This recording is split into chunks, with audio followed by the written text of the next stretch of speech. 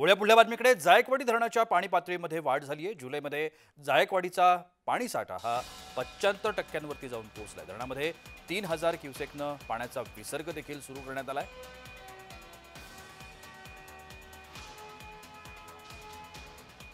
सध्या जायकवाडी धरणामध्ये 76% पाणी साठा जो आहे तो देखील झालेला आहे। मात्र मराठवाड्यामध्ये पावसाने दांडी मारली आहे, त्यामुळे मराठवाड्यातील शेतकरी जो आहे तो चिंताग्रस्त दिसून आहे।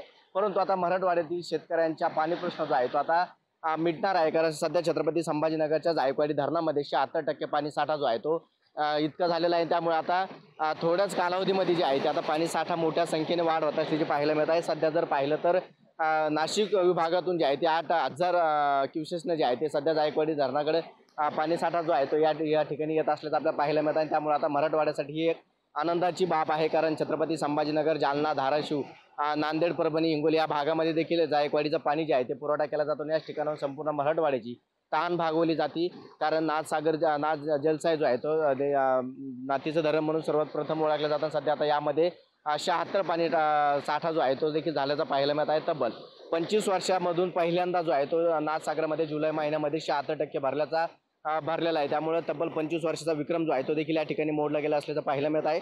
पाणी साठ्यामुळे शेतकऱ्यांसाठी मध्ये ते देखील आनंद निर्माण झाल्याचा पाहायला मिळत आहे। तर अनेक भागांमध्ये जे आहे ते पाणी प्रश्न देखील तब्बल 3 ते 4 वर्षासाठी मिटला असल्याचा प्रशासनाकडून सांगण्यात येत आहे। त्यामुळे आता असाच जर नाशिक विभागामध्ये पाऊस राहिला तर धरणाचे दरवाजे देखील उघडले जाऊ शकतात, असा अंदाज देखील प्राथमिक अंदाज विभागाकडून वर्तवला जात आहे। छत्रपती संभाजीनगरहून विजय चिडे, जय महाराष्ट्र।